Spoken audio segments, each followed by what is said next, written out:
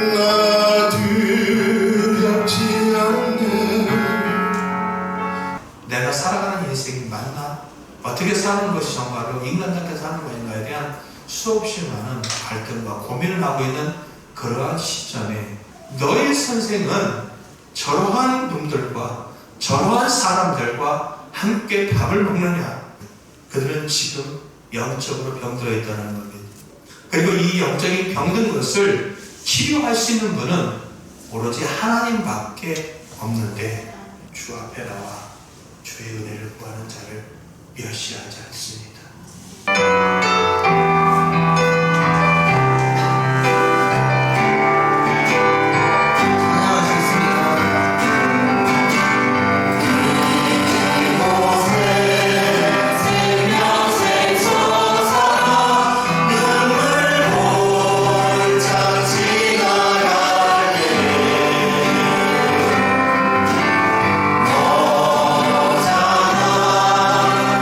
열매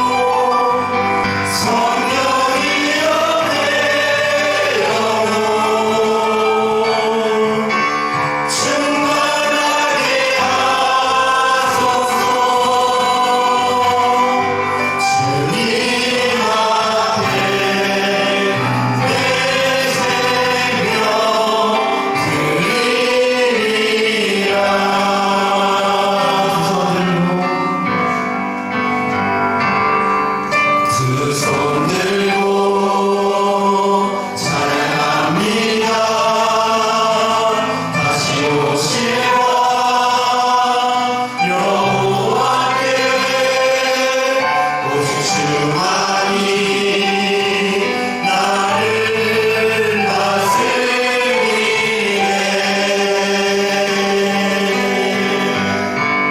나 주님만을 섬기니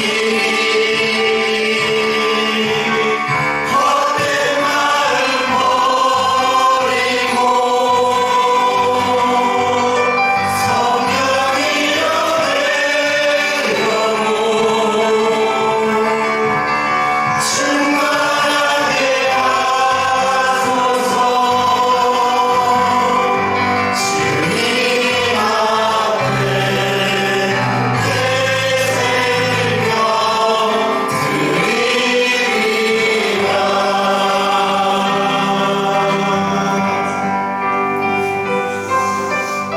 잠시 기도드리겠습니다. 살아서 역사하시며 우리 아버지가 되어주신 하나님 아버지, 이 시간을 통하여 하나님께 영광을 올려드립니다. 아버지 하나님 앞에 나와 예배하는 자들에게 신령과 진정으로 예배할 수 있는 믿음을 주시고 그들의 마음과 생각을 온전히 하나님 앞에 내려놓으시도록 하나님께서 지키시고 인도해 주시기 원합니다. 하나님 아버지, 우리 함께하는 교회를 이렇게 사랑해 주시는 것 너무 감사합니다. 하나님의 사랑하는 자녀들을 한 사람 한 사람을 기억하여 주시고 하나님 품 안에 안아주셔서 정말 저들의 아픔과 고통을 아버지 하나님께서 어루만져 주셔서 영역의 강건함으로 치유하시고 회복시켜 주시사 주님의 거룩하신 나라를 위하여서 생명의 길로 인도하여 주신 일을 감사합니다. 하나님 아버지, 우리 함께하는 교회가 정말 하나님의 뜻을 온전히 이루고자 힘쓰고 있으며 말씀 중심으로 온전히 세워질 수 있는 함께하는 교회가 되기를 원합니다. 말씀을 통하여 한 사람 한 사람을 세워주고 예수 그리스도의 사랑으로 품어주고 감싸 안으며 하나님께 영광이 되는 그러한 교회로 세우시고 인도해 주시기 원합니다. 우리는 참으로 나약하고 부족하지만 그럼에도 불구하고 하나님 안에서 그렇게 감당할 수 있음을 고백합니다. 주 예수 그리스도의 정 가운데 온전히 품어주시고 이끌어 주옵소서. 하나님 감사합니다. 우리 함께하는 교회가 또한 선교할 수 있는 길을 인도해 주심을 감사합니다. 나는 캄보디아와 또한 케냐에 선교하고 있습니다. 주님의 은혜를 고백합니다.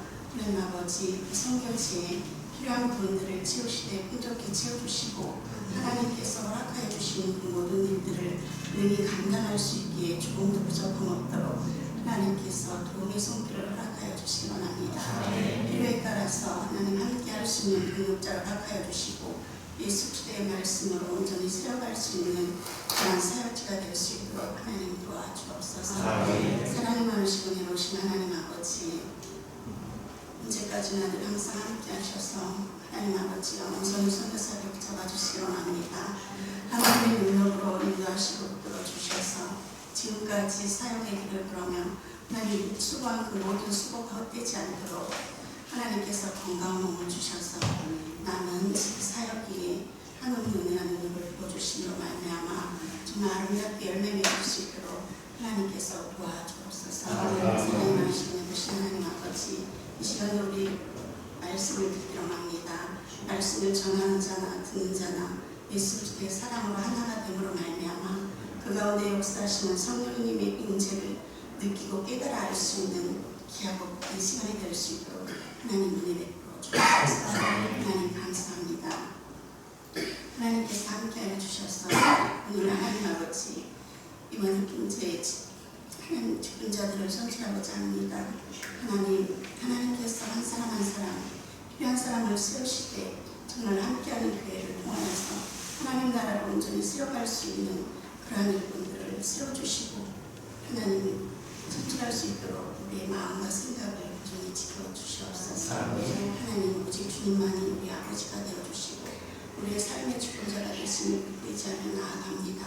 성령의 마리로 돈을 펴주시고 온전하신 사랑으로 인도하여 주옵소서. 하나님 이 시간에 일일이 다 간과하지 못한 것까지도 하나님 함께하여 주시기 원하며 살아서 역사하시는 우리 구주 예수 그리스도의 이름으로 기도했습니다. 내가 부족함이 없으리로다. 그가 나를 푸른 초정에 누이시 충만한 물가로 인도하시는도다. 내 영혼을 소생시키고 자기 이름을 위하여 의의 길로 인도하시는도다. 내가 사망의 음침한 골짜기로 다닐지라도 해를 두려워하지 않을 것은 주께서 나와 함께 하시니라. 주의 지팡이와 막대기가 나를 안위하시나이다.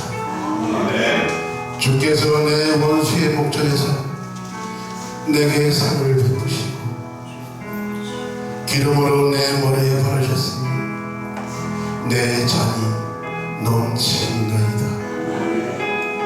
나의 평생의 선하심과 인자하심이 정녕 나를 따르시니 내가 여호와의 집에 영원히 거하리라. 아멘.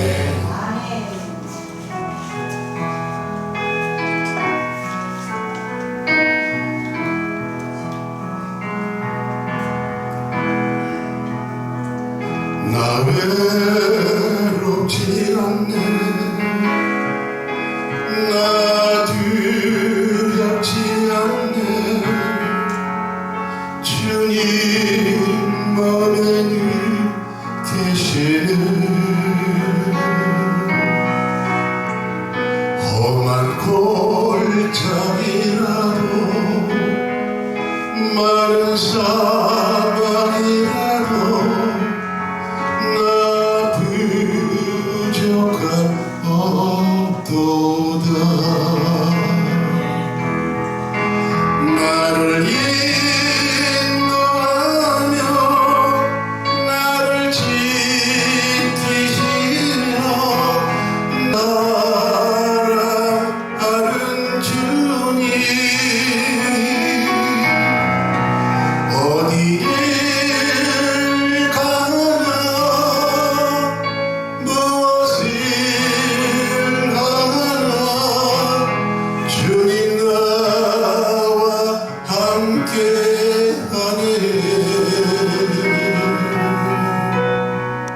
나 외롭지 않네.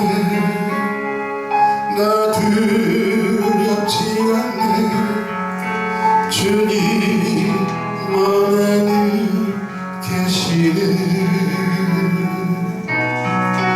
험한 골짜기라도 마른 사막이라도 나 부족함 없도다.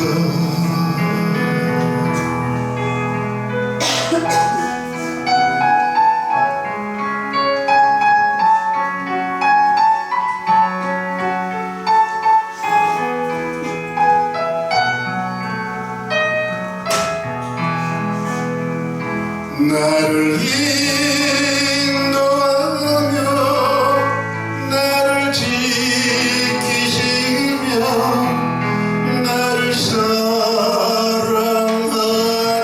주님 어디를 가나 무엇을 하나 주님 나와 함께하네.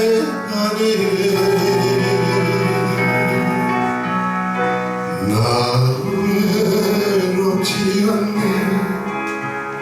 나 두렵지 않네. 주님 맘에 늘 계시네. 험한 골짜기라도 마른 사막이라도 나 부족함 없도다. 나 부족함 없도다. 아멘.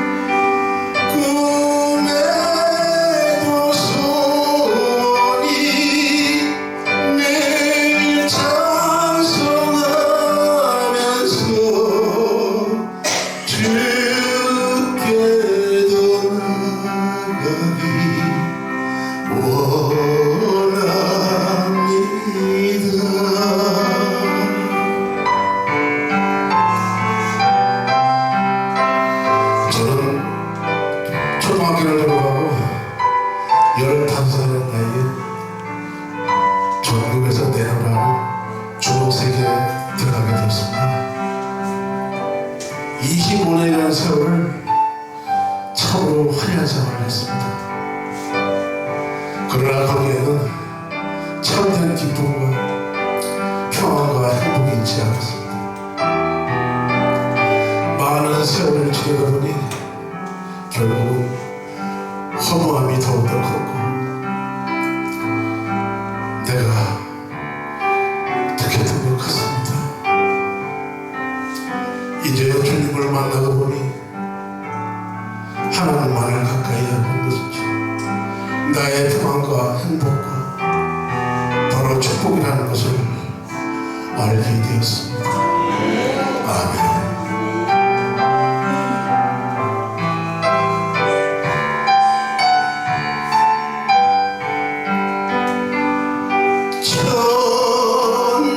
천성에 가는 길 험하여도 생명길 때문이 은혜로다. 천성을 부르니 늘 찬송하면서 주께도 나가기 원합니다.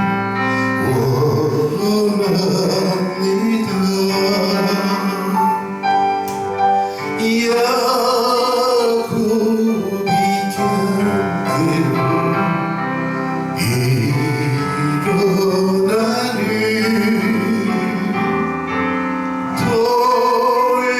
돌다를 산구 복 받아서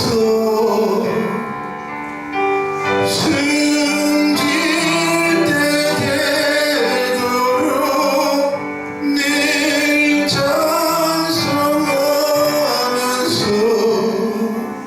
주께도 나가기 원합니다.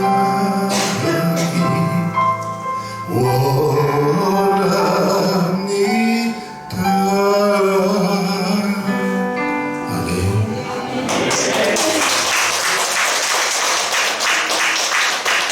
하나님 말씀 보도록 하겠습니다. 하나님 말씀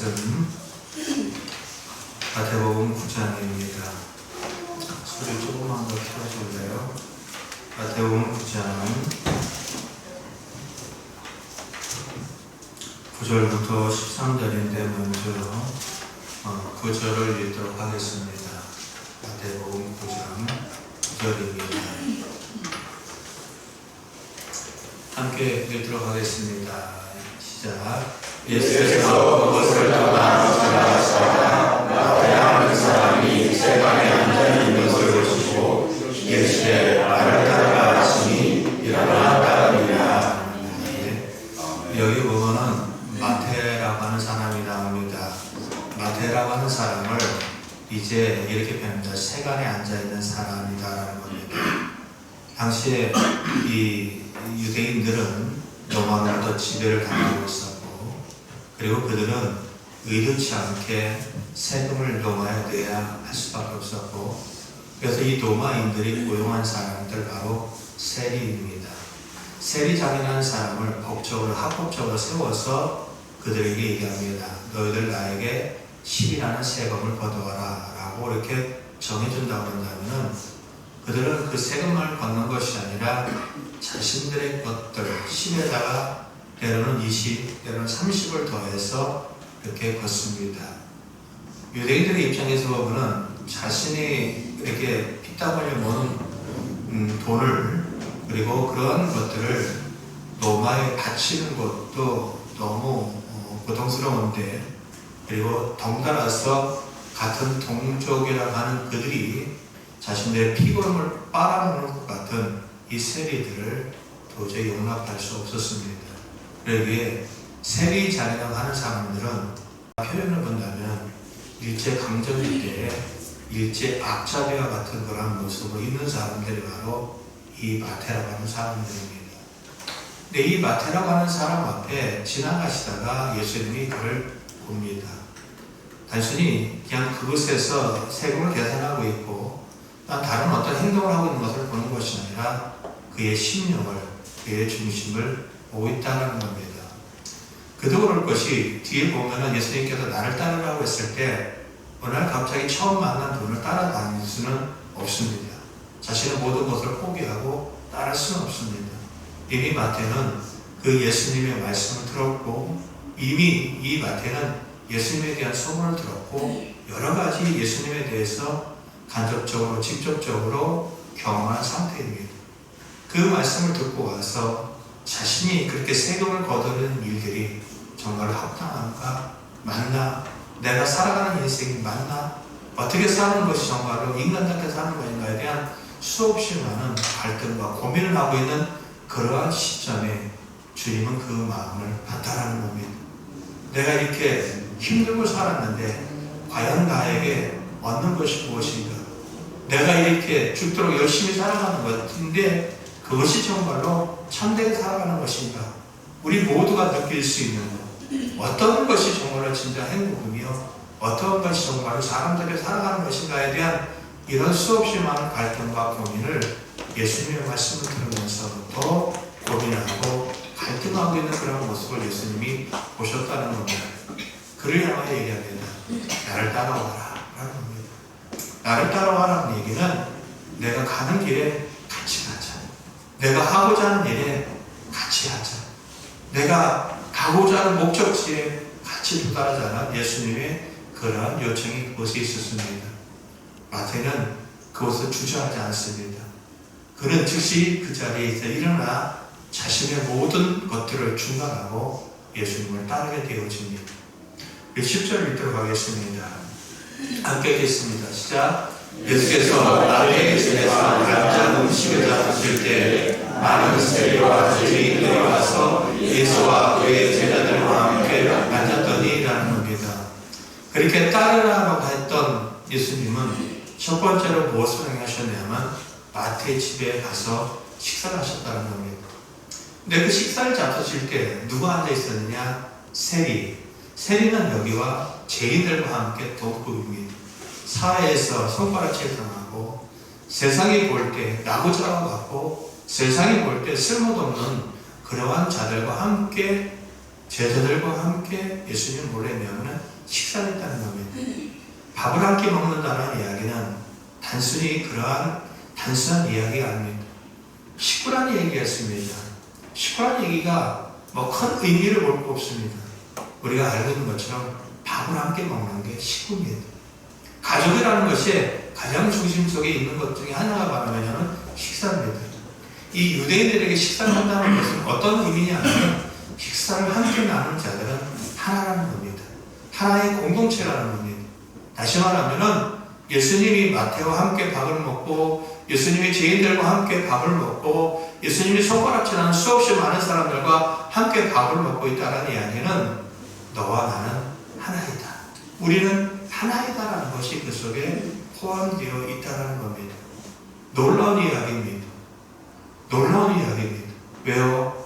여기에 나오는 세리와 여기에 나오는 죄인들과 거기에 참석한 모든 사람들은 어느 누구도 다시 말한다면 신분이 높거나 아니면 인품이 높거나 아니면 사회적으로 덕망 있는 사람들과 한 번도 식사할 수 있는 기회를 얻지 못하는 사람들입니다. 그런데 하나님이라고 하는 하나님의 아들이라고 하는 이분과 함께 식사한다는 이 이야기는 그들에게 놀라운 이야기며 놀라운 그러한 사건이라는 겁니다. 그 예수님이 그들과 함께 식사하고 있고 그들과 함께 하고 있다는 이 자리는 당시에 자신들이 옳다고 생각했던 바리새인들의 눈에는 좋게 비치지 않았습니다. 그 다음 절 보도록 하겠습니다. 11절 읽겠습니다. 바리새인들이 보고 그의 제자들에게 이르되 어찌하여 너희 선생은 세리와 죄인들과 함께 잡느냐라는 겁니다.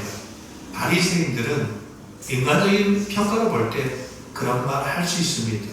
왜요? 그들은 아침 저녁으로 하나님 앞에 나와 말씀을 묵상하고 기도하고 한 번도 그들은 11절을 떼먹지 않았고 한 번도 그들은 일주일에 금식하는 거, 하루를 금식하는 것을 중단하지 않았고 그리고 모든 사람들이 볼 때 존경하는 그러한 자리에 있는 사람들입니다.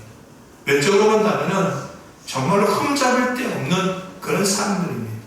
그런 사람들이 얘기합니다. 왜 너희 선생은 저러한 놈들과 저러한 사람들과 함께 밥을 먹느냐라고 하면서 못마땅해 하고 있는 겁니다. 거기에 대해 예수님은 뭐라고 대답할까요? 12절 함께 들어가겠습니다. 예수께서 들으시고 이르시되 건강한 자에게는 의사가 쓸데없고 병든 자에게는 쓸데가 있느냐. 이 이야기는 그냥 단순히 모든 병든 자에게 의사가 필요하다는 이야기가 아니라 이 이야기 속에는 누가 병든 자이고 누가 의사인가를 명확하게 알 필요가 있다는 겁니다. 우리 호세아서 6장으로 가보겠습니다. 호세아서 5장으로 보겠습니다. 호세아서 5장 13절입니다. 구약성경 뒷부분에 있습니다. 호세아서 5장 13절입니다. 제가 갖고 있는 구약성경 1261쪽에 있습니다.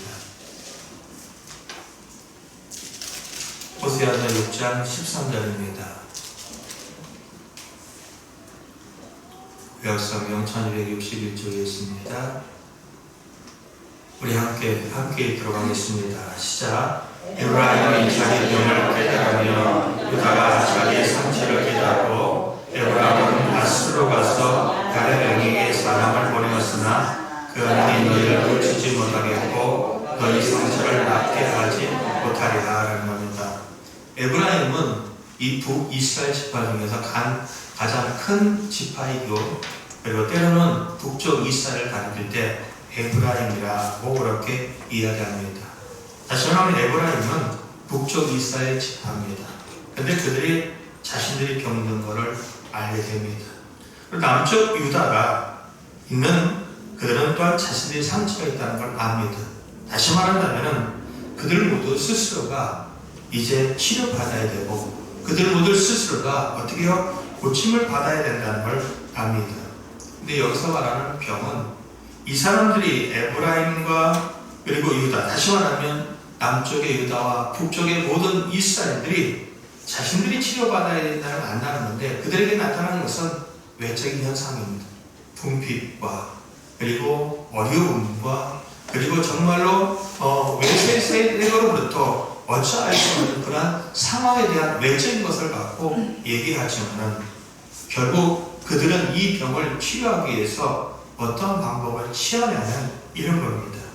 당시에 가장 막강한 나라였던 아수르 왕에게 가서 도와주십시오, 고쳐주십시오 하고 있다는 겁니다.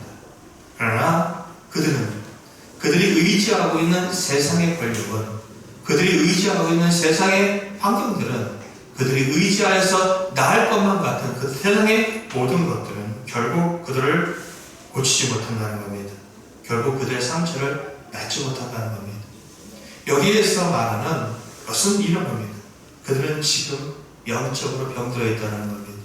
그리고 이 영적인 병든 것을 치료할 수 있는 분은 오로지 하나님밖에 없는데 그들은 하나님께 나올 수 있는 그러한 영적인 상태도 아니라는 겁니다. 다시 말한다면 마태복음 9장에 12절로 간다고 한다면 10절로 간다 이런 겁니다. 건강한 자에게는 의사가 쓸데없고 병든 자에게나 쓸데있느냐 했을 때 여기서 주님께서 말씀하시는 것은 겁니다. 너희 모두는 다 병든 자이고 너희 모두는 다 내가 필요한 자다라고 이렇게 얘기하고 있다는 겁니다.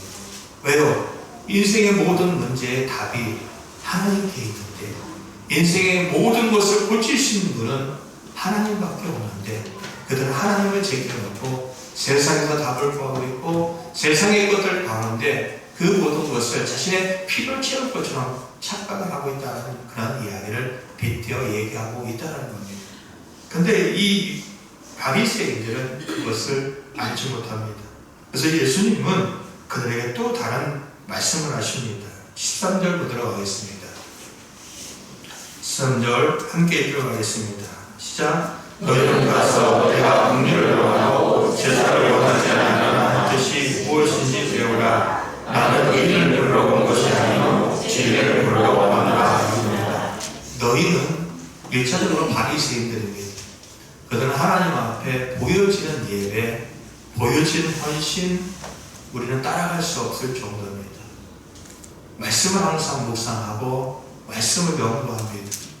그리고 그들은 아까 얘기했던 것처럼 기도하고 정해진 시간에 기도하고 일주일에 한 번씩은 꼭 금식하고 그리고 자기의 수입에 11조는 반드시 드립니다. 우리가 때때로 예배 시간 한번 놓칠 수 있죠. 이들은 절대 그렇지 않습니다.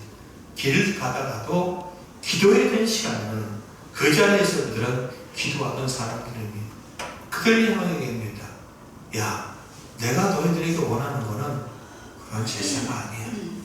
내가 너희들에게 진정으로 원하는 것은 무엇이냐면 긍휼을 원한다라는 겁니다. 긍휼. 다시 말한다면 오늘 그들이 향하여 야, 너희들이 손가락질하는 그 사람들을 불쌍히 여겨 너희들이 손가락질하는 사람들에게 자비를 베풀어 너희들이 볼 때 별볼이 없는 그 사람들을 품어줘. 이러한 이야기가 아닙니다. 오늘 이 이야기 너희는 가서 내가 긍휼을 원하고 제사를 원치 않는다는 이야기는 호세아 6장의 6절에 나오는 그 말씀을 그대로 갖다가 이용한 겁니다. 근데 호세아 6장 6절의 이 말씀은 어떤 말씀을 가지고 와서 이렇게 해내느냐면 시편 51편 16절 17절입니다. 시편 보도록 하겠습니다. 성경 중랑 정도 보시면 됩니다. 시편 51편입니다. 제가 갖고 있는 성경 840쪽에 있습니다. 840쪽에 있습니다. 시편 51편 16절 17절입니다. 함께 읽도록 하겠습니다. 시작. 주께서는 제사를 기뻐하지 아니하시나니 그렇지 아니하면 내가 드렸을 것이라. 주는 번제를 기뻐하지 아니하십니다. 하나님께서 구하는 제사는 상한 심령이라. 하나님이여 성하로 통회하는 마음을 주께서 멸하시지 아니하시리이다 라는 겁니다. 이 말씀에 근거하여서 호세아 6장 6절이 너희는 가서 내가 긍휼을 원하고 제사를 원치 않는다라고 호세아에서 얘기하고 있고 그 이야기를 예수님은 오늘 바리새인들에게 다시 해내고 있다는 겁니다. 시편 51편 16절에 보면 이런 얘기입니다. 만약 주님께서 제사라는 그런 형식적인 것을 원했다면 나는 끊임없이 그것을 했을 것이다. 그러나 주님께서 정말 원하는 것은 그러한 것이 아니라는 겁니다. 주님께서 정말 원하는 것은 어떤 거냐면 상한 심령, 통회하는 마음이라는 겁니다. 이 이야기가 왜 나오냐면 시편 51편 윗부분을 보시기 바랍니다. 이 시를 지어진 배경이 써 있을 겁니다. 이렇게 써 있습니다. 이것은 다윗의 시다 라고 써 있고 인도자를 따라 부르는 노래 다윗이 밧세바와 동침하는 선지자 나단이 그에게 왔을 때 지은 시라는 겁니다. 이 시의 배경은 이렇습니다. 다윗은 어려서부터 하나님 앞에 어떻게 해요? 하나님 중심적으로 살았던 사람입니다. 우리가 잘 알고 있는 이스라엘이라는 거대한 나라의 어른들이 골리앗 앞에 벌벌 떨고 있을 때 어린 소년 다윗은 오로지 하나님 한 분만을 의지하여 살아계신 하나님만을 의지하여 전쟁에 나가서 승리했던 사람 바로 다윗입니다. 그리고 그가 이제 왕이 될 거란 소문에 의하여 그의 자민이자 당시 왕이었던 사울에게 쫓김을 받습니다. 이쪽에 가서 자고 저쪽에 가서 구걸하고 심지어는 적국의 앞에 가서 살기 위하여 미친 척 침을 흘리며 그리고 이때 대문에 극적극적 얼굴을 극적극적하면서 비참한 인생을 살 때에도 그는 오로지 하나님만 찾았습니다. 쫓기는 삶, 죽음의 수없이 많은 위기 속에서도 그의 삶은 오로지 하나님만을 바라보고 하나님이 도와줄 거야 라고 했었던 삶을 살았던 거 다윗입니다. 그러한 그가 사울이 죽고 드디어 이스라엘이라는 이 나라의 왕으로 등극합니다.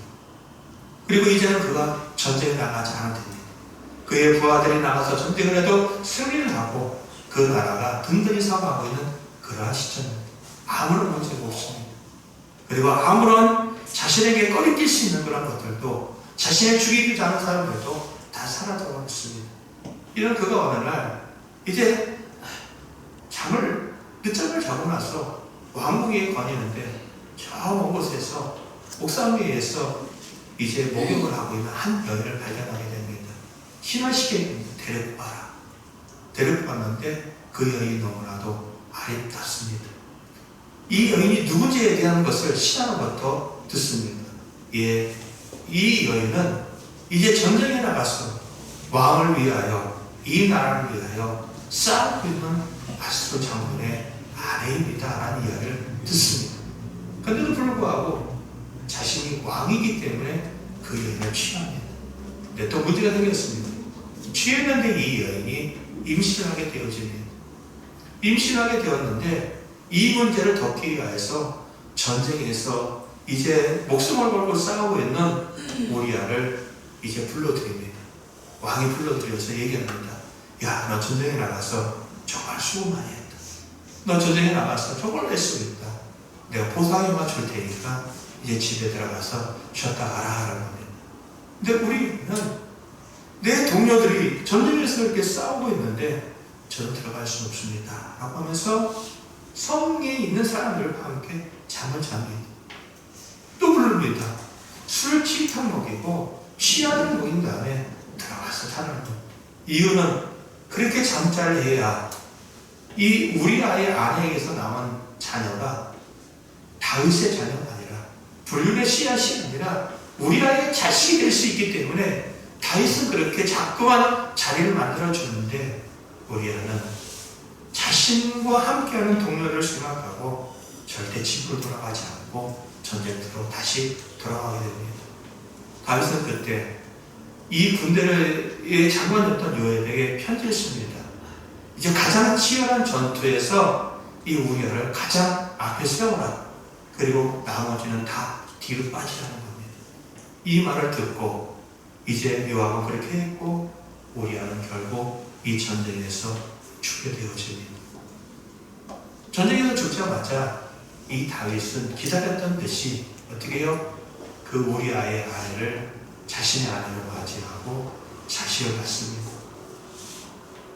하나님 앞에 그렇게 예배하고 하나님의 법궤가 예루살렘에 올 때 부인의 조롱을 받으면서까지 춤을 추며 기뻐했던 이 사람이 어느 순간 권력을 갖고 어느 순간 힘을 얻고 어느 순간 자신의 어떤 일을 해도 누구도 제지하지 않은 그러한 자리에 왔을 때 하나님이 원치 않는 하나님이 정말 싫어하는 그러한 죄를 저질러냈습니다. 이런 상황이 시간이 지나는데도 불구하고 이 다윗은 자신의 죄를 알지못합니다. 그때 하나님께서 나단 선지자 사무엘상 12장에 보면 나단 선지자를 그에게 보냅니다. 나단 선지자가 가서 다윗에게 얘기합니다. 왕이여, 내 얘기 좀 들어보십시오. 이 성에 두 사람이 살고 있습니다. 하나는 부자입니다. 하나도 부족함이 없는 부자고 한 사람은 암양 새끼를 자신의 자식과 함께 먹이고 자신의 자식이 자는 자리에 함께 자는 정말로 자식처럼 귀하게 여기는 그렇게 살아가는 한 가난한 사람이 있습니다. 오늘 이 부자 집에 손님이 왔습니다. 그런데 이 부자는 이 손님을 대접을 해야 되는데 그 많은 것들 중에 자기 가지고 있는 많은 것들 중에 하나만 잡아도 괜찮을 텐데 그걸 잡지 않고 굳이 가난한 사람의 집에 가서 그가 정말로 자식처럼 키우던 이 암양을 어떻게 해요? 뺏어다가 죽여서 대접을 했습니다 라는 겁니다. 왕은 어떻게 하겠습니까? 그랬을 때 다윗은 얘기합니다. 그런 놈이 있다면 죽여버려야죠. 그런 놈이 있다면 죽여버려야죠 라고 합니다. 그때 나단이 얘기합니다. 바로 그 사람이 당신입니다. 이 이야기를 들었던 다윗은 충격을 받습니다. 내가 그런 사람인가? 내가 그런 사람이라고 충격을 받고 지은 시간 바로 51장입니다.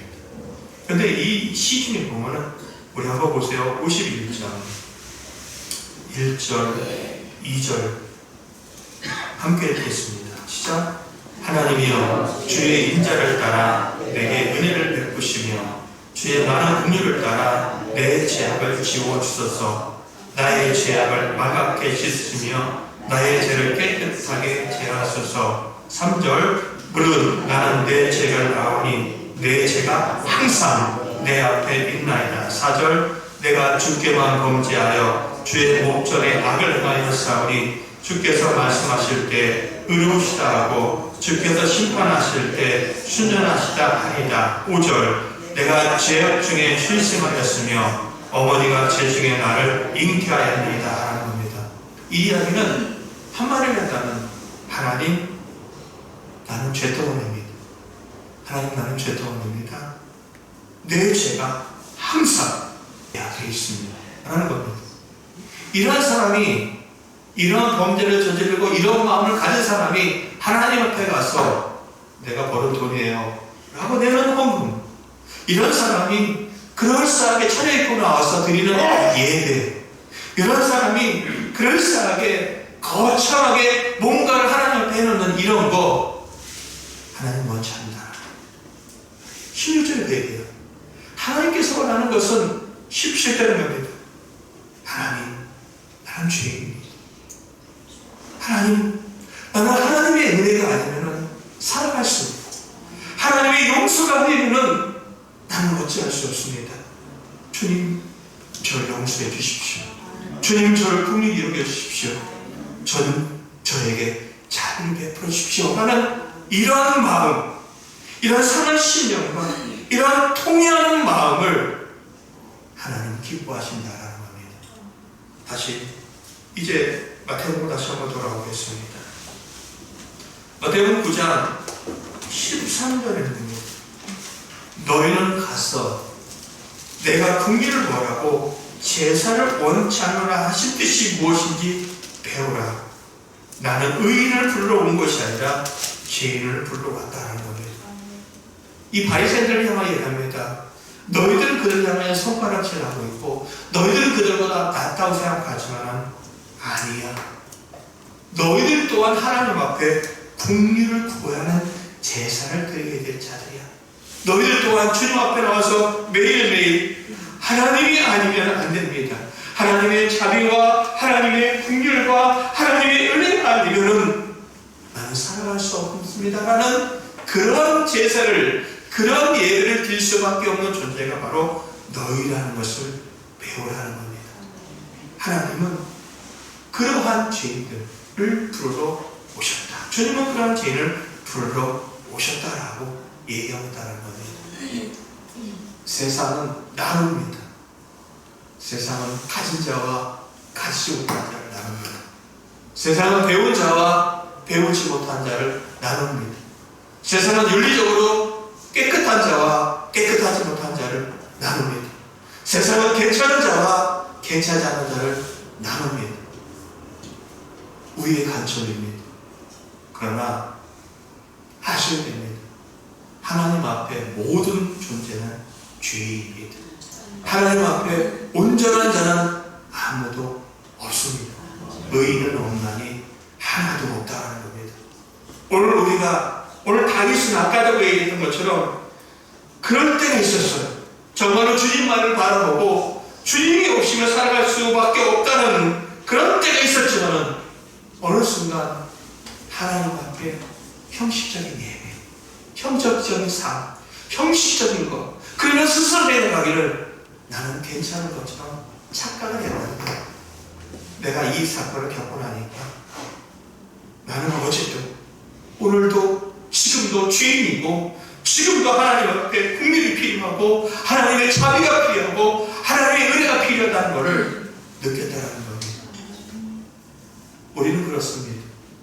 오늘 살아가다 보면 나는 기도하는데 너는 왜 기도하지 않느냐? 나는 그래도 노력하는데 너는 왜 노력하지 않느냐?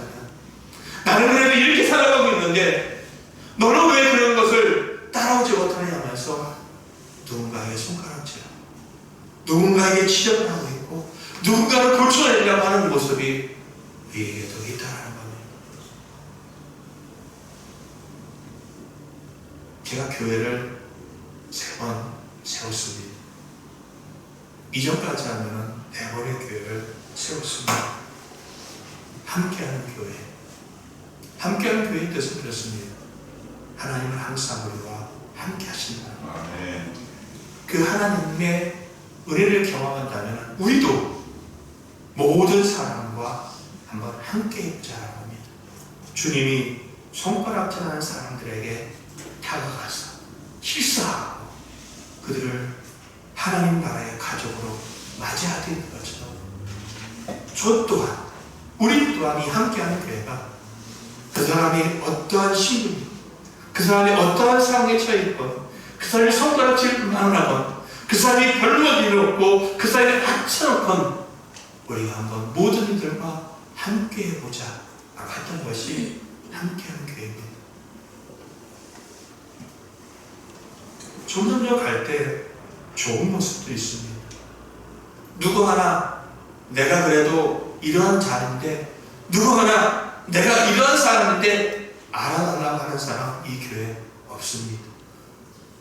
그럼에도 아쉬운 것은 이 교회는 괜찮은 사람들이 반겨지고 괜찮지 않은 사람들이 조금 덜 반겨지는 모습들도 솔직히 있습니다.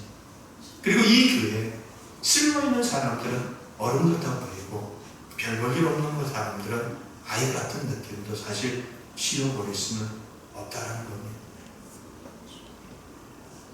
오늘 우리는 직분자를 세울 겁니다. 이 직분자가 어쩌면 누군가가 추천을 받아도 거절할 수 있고 나는 아직 준비가 안 됐어요 라고 할 수 있는 사람들도 있을지 모르겠습니다. 세상에 괜찮은 교회 참 많습니다. 정말 훌륭한 목회자, 훌륭한 교회 많습니다. 그러나 그렇지 못한 교회도 많습니다. 제가 작년까지만 해도 우리 교회에 생일을 맞이하는 사람들 모두를 축하할 때 그 사람이 어떠한 사람이든지 간에 5만원 주고 축하해주자는 그 내용에는 이런 것들이 있습니다. 목회자든 그리고 처음 보는 사람이든 그리고 그게 어린 아이든 모두가 동등한 대접을 해주자는 것이 그 속에 함께 포함되어 있다는 겁니다. 저는 이 함께하는 교회가 어느 정도까지 가고 어느 정도까지 성장하고 어느 정도까지 되어질지는 잘 모릅니다.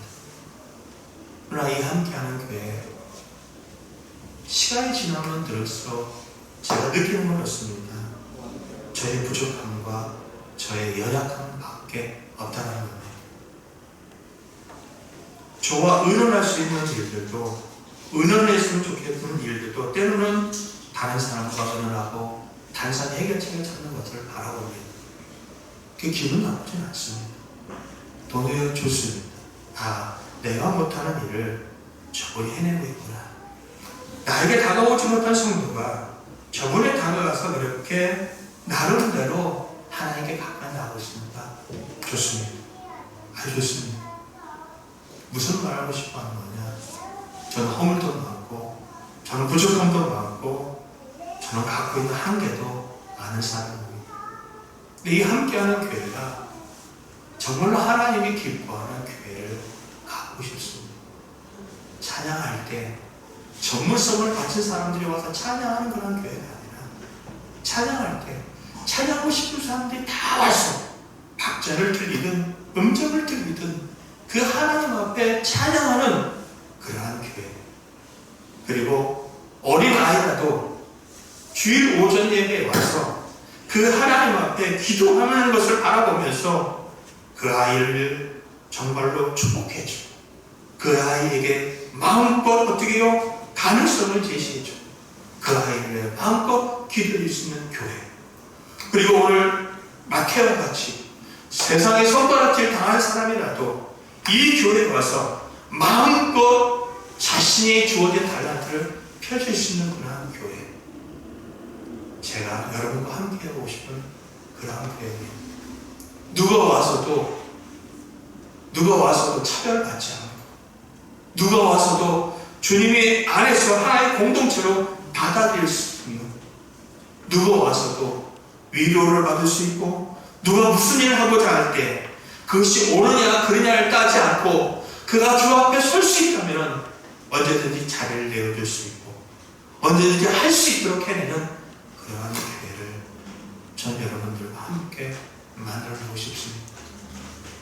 가진 사람만이 직분자가 되고 헌금만이 하는 사람들이 뭔가 큰 교회에서 큰술 치는 그런 교회가 아니라 그냥 돈이 없어도 배우지 못해도 순수하게 하나님 앞에 살고자 하는 모습만 있다고 한다면 그런 사람들이 교회의 어른이 돼도 부끄럽지 않고 존중받을 수 있는 그런 교회, 그리고 하찮은 말을 할지라도 귀 기울여 듣고 그리고 그 사람들과 함께 해주시는 그런 교회를 만들고 싶은데 저는 한참 몸비치는 모습이 있습니다.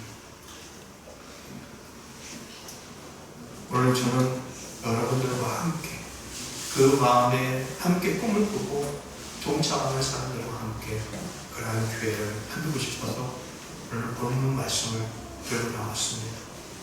저는 여러분보다 잘난 것이 없습니다. 주 앞에 나와 여전히 주님 앞에 긍휼을 구해야 되는 존재이고 여러분 또한 마찬가지입니다. 누군가를 판단하고 주 앞에 흥분하는 그러한 존재입니다. 이런 존재들이 모인 공동체가 할 수 있는 것, 너의 연약함을 지적하지 않고 나도 그래, 나도 연약해하며 함께 부둥켜 안고 우는 교회, 함께 아파하며 함께 힘들어하며 함께 잘해보자고 격려하는 그런 교회를 만들어보고 싶습니다. 사랑하는 성도 여러분, 모든 사람들에게는 긍휼이 필요합니다. 하나님의 긍휼뿐만 아니라 내가 함께 살아가고 있는 사람들, 내가 함께 만나고 있는 사람들에게는 여전히 허물이 있고 부족함이 있고 연약함이 있습니다. 주님이 우리가 허물을 갖고 똑같은 허물을 갖고 살고 또 살아도 주 앞에 갈 때마다 주님은 우리를 품어주십니다. 주님은 우리를 용서해 주십니다. 주님은 우리에게 새로운 기회를 주신다는 겁니다. 우리에게 10편 51편 17절에 얘기합니다. 하나님께 구하는 제사는 상한 심령이다. 하나님이여 상하고 통회하는 마음을 주께서 멸시하지 아니하시리이다. 주님은 오늘 죄짓고 내일 죄짓고 내일 연약한 삶을 살고 그 다음날 연약한 삶을 살았다 할지라도 주 앞에 나와 주의 은혜를 구하는 자를 멸시하지 않습니다. 그러한 주님의 흉내내고 그러한 주님을 흉내내는 개인, 삶, 그러한 주님의 삶을, 그런 주님의 긍휼을 흉내내시는 교회가 되었으면 정말로 좋겠다는 겁니다. 또 한 가지, 괜찮습니다. 세상 사람들은 잘 나가는 것 같고 세상 사람들은 괜찮은 것 같고 아니에요. 나만 처진 것 같고 나만 위축된 것 같고 아니요. 똑같습니다. 그들에게 들어가 보면 여전히 그들에게 세우치지 못하고 채우치지 못한 것이 있습니다. 그에게 힘을 내시기 바랍니다. 주님은 여러분의 연약함을 채워주실 것이며 주님은 여러분의 부족함을 채워주실 것이며 주님은 여러분의 허물을 덮어주실 것입니다. 그러기에 세상의 것 바라보지 말고 주 앞에 나와 답을 구하고 주 앞에 나와 은혜를 구하고 하나님 앞에 나와 무릎을 꿇고 눈물을 흘리며 그렇게 나아가야 돼요. 여러분은 모든 것으로부터 자유할 수 있으며 힘을 얻을 수 있으며 살아갈 능력을 얻게 될 것입니다. 오늘 예배 참석한 모두를 우리 주님은 사랑하고 있습니다. 우리 주님은 여러분과 함께 하시며 주님은 여러분의 모든 것 가운데 채워주실 것입니다. 이제 이후로 사람과 사람이 살아갈 때 바리새인들과 같이 손가락질하고 판단하는 것을 멈추고 품어주고 용서해주고 긍휼을 베풀고 자비를 베푸는 언어와 삶이 있길 바랍니다. 우리 모두가 주 앞에 국리를 구해야 될 존재라는 거 기억하시고 교만하지 마.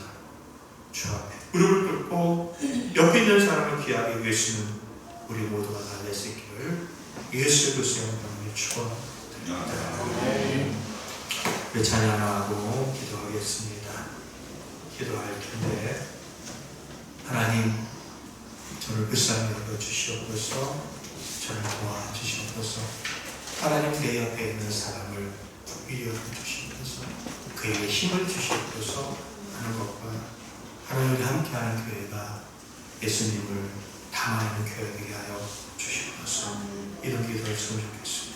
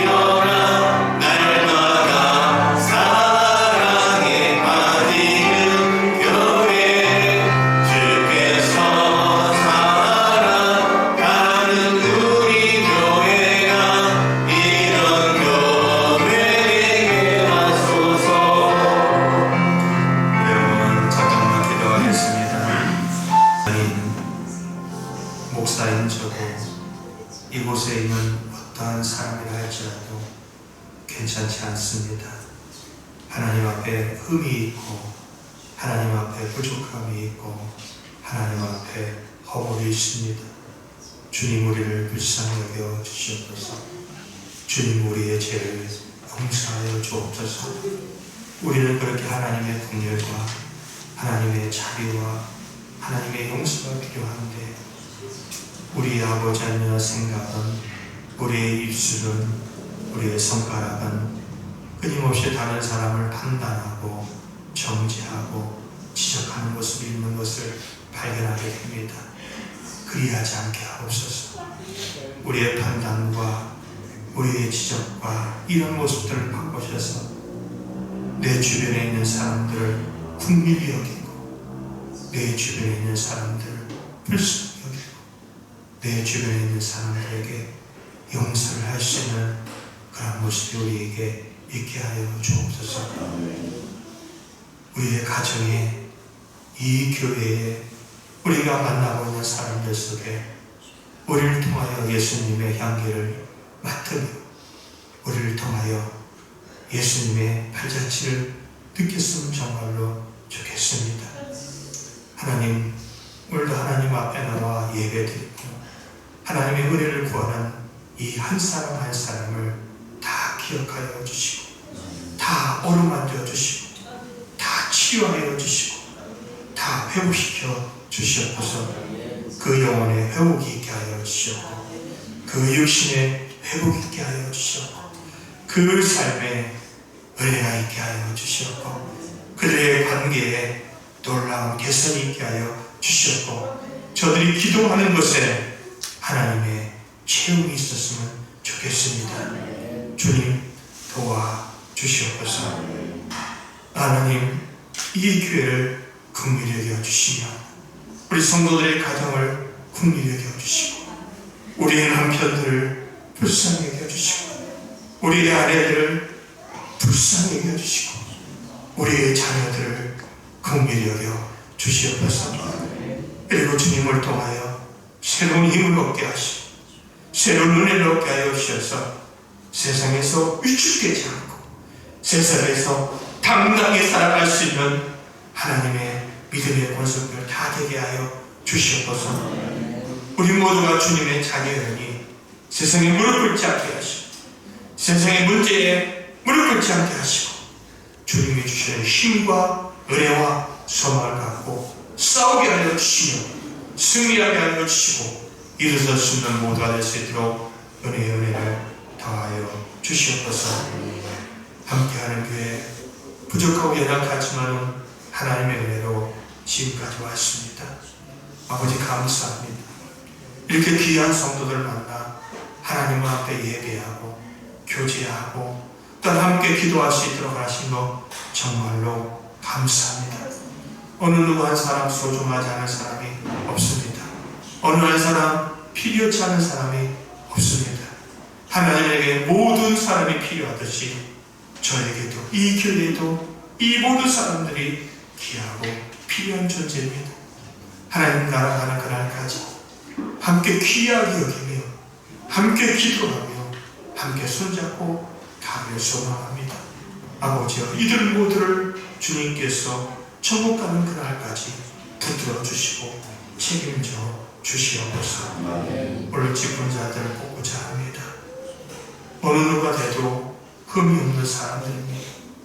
그러나 어떠한 결과에 상관없이 이 모든 것을 기쁨으로 아버지 앞에 받아들이게 하시고 은혜 가운데 진행될 수 있도록 주님께서 모든 심령 가운데 주장하여 주시옵소서. 하나님 캄보디아, 옥공, 언덕도, 치파 하나님의 손에 올려드립니다. 하나님께서 목숨을 바쳐 귀한 선교사님을 통하여 성교하게 하셨고 여전히 돌보게 하시고 그들이 스스로가 하나님 앞에 예배하는 가운데 있고 주님을 바라보는 가운데 있습니다. 주여 책임져 주시옵소서. 인간의 아닌 하나님이 필요하고 하나님의 은혜가 필요하고 하나님의 도움이 필요합니다. 그것에 있는 사역자들을 굳건히 붙잡아 주시고 그들의 교회가 주로 말미암아 든든서가게 하여 주시며 그들이 힘있게 하나님 바라보고 힘의 아름다운 부흥과 역사를 일어날 수 있도록 은혜의 은혜를 더하여 주시옵소서. 케냐에도 세우질 선교사님 하나님의 마음을 담아내게 하시고 하나님의 말씀을 담아내게 하시고 하나님의 뜻을 담아낼 때 그곳에도 놀라운 하나님의 귀한 역사가 이루어지게 하여 주시옵소서. 마음을 드리고 아버지 저들의 삶을 드리고 시간을 드리고 물질을 드리고 재능을 드립니다. 모든 것 다 귀하게 여겨주시고 그것을 하나님의 놀라운 신령한 복과 이 땅의 풍성한 것으로 대갚아 주셔서 가정이 풍요로워지게 하시고 일터가 풍요로워지게 하시고 그들이 베풀고자 할 때 마음껏 베풀 수 있는 하나님이 요구할 때 내놓을 수 있는 그런 신령들 육신을 되게 하여 주시옵소서. 모든 것을 맡깁니다. 우리 주님 예수 그리스도의 이름으로 간절히 기도드리옵나이다. 아멘. 지금은